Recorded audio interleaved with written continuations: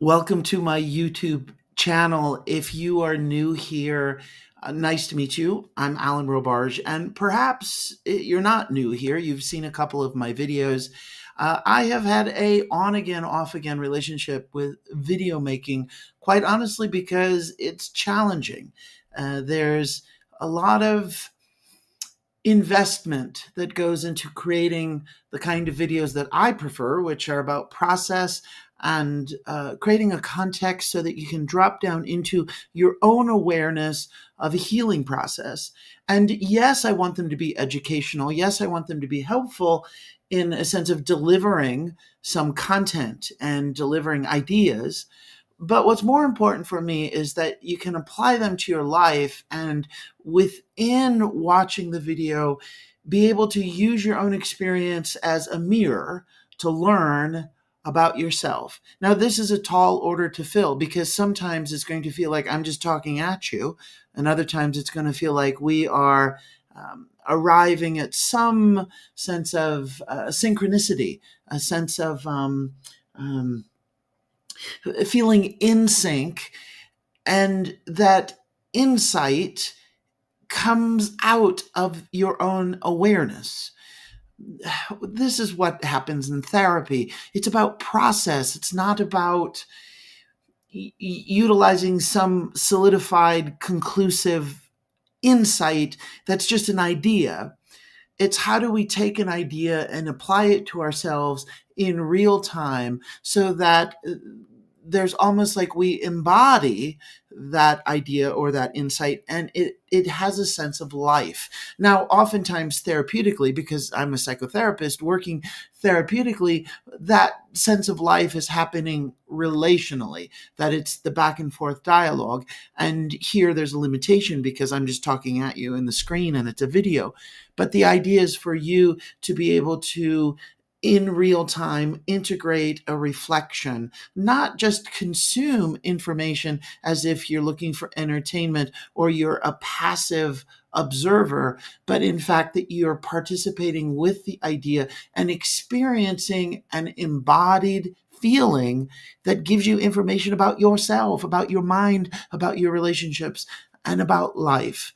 So, as you can imagine, this is really hard to deliver on this level so that it doesn't come off like I'm just rambling, which is sometimes feedback that I get, not necessarily the word rambling, but I like to repeat myself because we're circling and we're dropping down into the layers, and sometimes the language, the reflection is in fact very similar to the circle or the level that we were at before.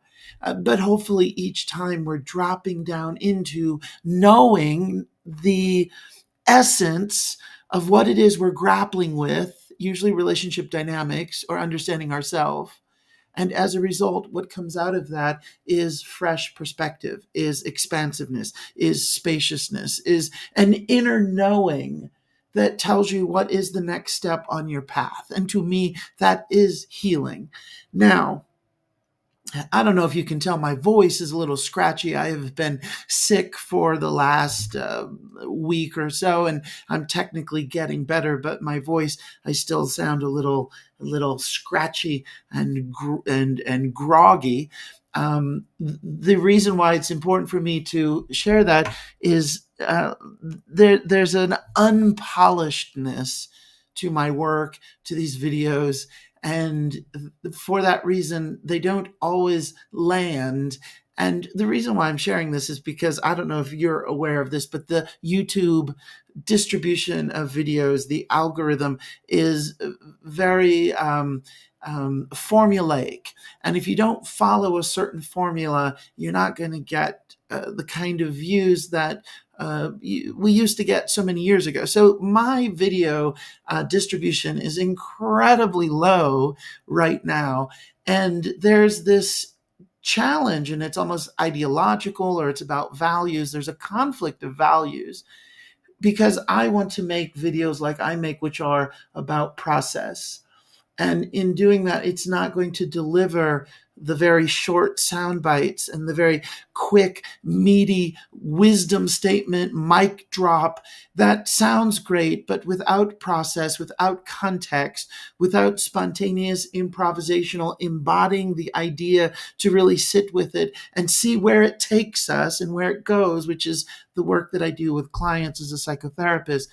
To me, it's just a bunch of empty fluff ideas, which might still be connected to some wisdom tradition or intelligent idea, but it runs the risk of not, like having potatoes chips for dinner. It's not really delivering. And what's important for me is not only I'm having an experience while I'm making the video, and I'm not just making it for you, but I'm making it for myself. I want to talk about the things that are important, that are important to pursue, that hopefully align with what's important to you as well. So that all said, I'm reintroducing myself here as a video maker and a video creator. And I'm going to share a poem, which I've shared poems before, but this also speaks to, and I imagine, a number of people just click off at this point because, poetry is not very sexy and it doesn't create very many views. But I wanted to share this poem, hopefully, that you won't click off and that it will speak to you and give you a glimpse into who I am. I happened to go to a church service this summer. It was in Madison, Wisconsin at the Unitarian Church. I don't belong to any church. I don't identify in any particular spiritual tradition. I think the closest thing that I would say, based upon my contemplative psychotherapy studies and for 25 some years, reading about Buddhism and meditating, I'm probably more closely linked to identifying as a Buddhist. But even then, I don't take it on as an identity, but that wisdom tradition and the teachings of how to work with our mind are very important to me. But that being said, I do value every so often, occasionally going to other churches. There's a community aspect. There's the tradition of gathering together and participating as a community, and sometimes it's in alignment with healing and the values of a psychotherapist, which means it's an environment and a place where we're able to acknowledge our suffering. And it's done with reverence, and it's done with hope, and it's done with honesty. And I happened to go to this particular service. Again, I was in Madison, Wisconsin. It's a very beautiful church because it's actually, I don't know if you know the architect Frank Lloyd Wright, but his parents went there and he went there and he designed this church. And I did not know this upon getting there. And I saw the building and thought, wow, that's so beautiful. And they had built a second building right next door to the original Frank Lloyd Wright building. So it happened to be, it turns out, I don't know if this is regular yearly annual practice for Unitarian churches, but this particular Unitarian church, they have a poetry sermon or service. It's a poetry service, and the pastor uses poems to offer a sermon. And there's an opening to the service, and the opening to the service was a question. It was up on a screen. It said, "How do you love the world?" And the pastor walked around with a microphone, and she said, "Raise your hand. How do you love this? How do you love the world?" And went from person to person. And we got a lot of things like hug your cat, or appreciate rainbows, have gratitude for nature, which are all lovely things. Um, uh, and there's just a little bit of a sentimental quality to them. And as for me, a lover of poetry, I want something that has just a little more bite and a little more honesty about the realities of suffering and the challenges of, if you ask the question, how do you love the world? To me, immediately I bump into, well, what are the challenges into loving the world? And I sat there and I thought about it for a minute, and I raised my hand. And in this moment, I'm not prepared to, like, what was my line? My line was, love others' heartbreak as if it's your own. And that's what, and the pastor had a assistant writing everything on a large a poster board, and so we get this, love your cat, hug your cat, enjoy rainbows, walk on the beach, and there were others that are of a similar style as mine, and mine was learn to love others' heartbreak as if it's your own. So the service ended. I was just there for kind of a weekend getaway, and this stuck with me. This stuck with me of, how do you love the world?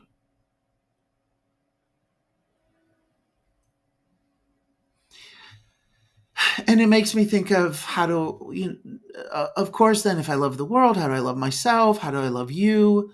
What happens when I don't love the world? What are the obstacles getting in the way?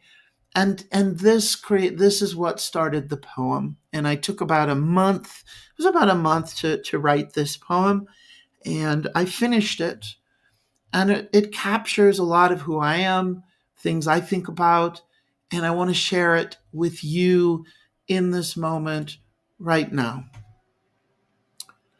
You might think learning to love the world comes with appreciating the random range of endearing phenomena, like the sound porcupines make while eating pumpkins, or when a faint red ray of light shines through the church stained glass window, projecting a tiny misshapen heart onto the floor, or the way that your new best honey reaches for your hand in the darkened, shadowed car and holds it tightly on the long drive home. This kind of imagery is plentiful when it comes to loving the world, a bottomless well of everyday, ordinary possibilities, like the way the iron stands upright at attention on the ironing board, ready for duty. The way the stubborn ring stain on the kitchen island refuses to fade despite continued frustrated scrubbing, or the way freshly cut blades of grass blown from the lawnmower's spinning vortex sprays across sidewalks like organic green confetti as accidental decoration for the upcoming neighborhood block party. Or the way a good friend, while showing you pictures of their latest weekend getaway to a cabin on Lake Superior, interrupts the conversation to say, you have cinnamon roll frosting on your chin. Or the way you feel when walking past an injured bird in front of a downtown coffee shop window with one floppy wing pointing in the wrong direction, motionless and stunned, staring up at you, recovering or dying next to a discarded, partially eaten hamburger bun in the shape of Florida and a plastic red bottle cap full of rainwater. What have you learned about loving this world with all of its sunshine and sanguine surprises, fire and frightening noises, both laughter and serious disasters? Supposedly, we're meant to love it all, meant to stomach it all, meant to accommodate the unsavory, and told acceptance includes our dislikes too. Told to open our arms wider and wider until it's physically impossible to open them anymore, as if our energy body is made of interwoven rubber bands, And we would choose voluntarily to stretch ourselves around the world. How wide do your energy arms stretch? Wide enough to embrace the 12-year-old girl's cracked self-image inherited from a father whose behaviors gave her a broken mirror? Wide enough to cradle the boy inside the man who only pursues distant women when they withhold love just like his mother? Wide enough to soothe the 3-year-old inconsolable child behind closed door, who's left to battle the terror of isolation alone, who's left to learn that the power and punishment of solitary confinement erases the human spirit, and who's left to lose his innocent, trusting nature once it hardens, and warns him, stop calling for help. No one is coming. It's not easy answering the question, how do we love the world? Because it means talking about humanity, and humanity is not easy to love. Ask anyone who's in an on-again, off-again relationship about how it's going. Even on a good day, they'll say without hesitation, it's complicated. Humanity is complicated. It insists on belonging to the grand design, but then complains about the grand design. It demands reconciling the link between depth and disappointment, but then rejects change.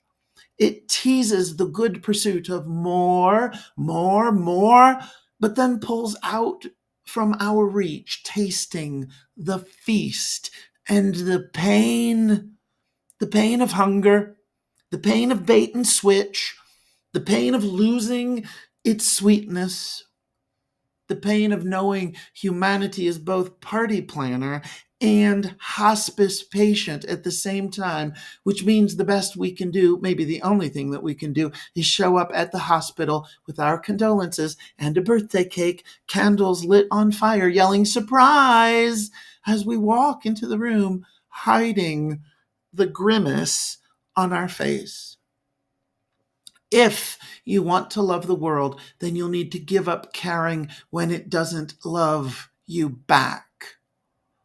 If you want to love the world, then you'll need to endure sitting at a bus stop alone, waiting for a bus that never shows up. We aren't going anywhere. This is it. Love is the final destination. Love is everything, including everything you don't want it to be. Which is why someone inevitably, uncontrollably, inappropriately always will laugh at a funeral.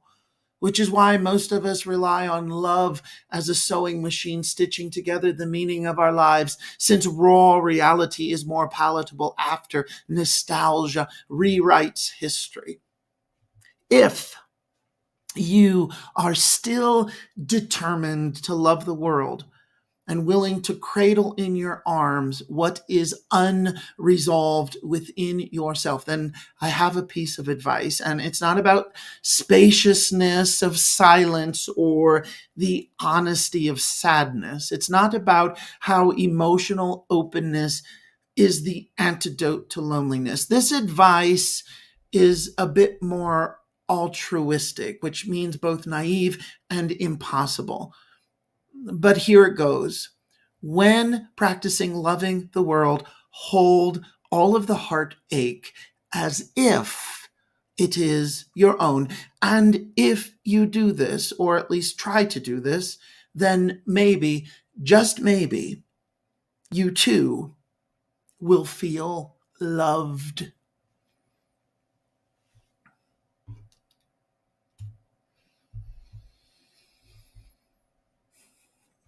Thank you for listening.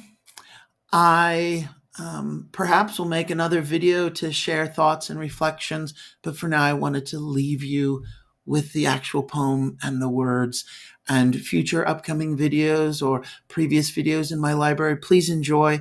I hope they're meaningful. Please leave comments, share them with others. Let me know if my work and my words reach you. Thank you.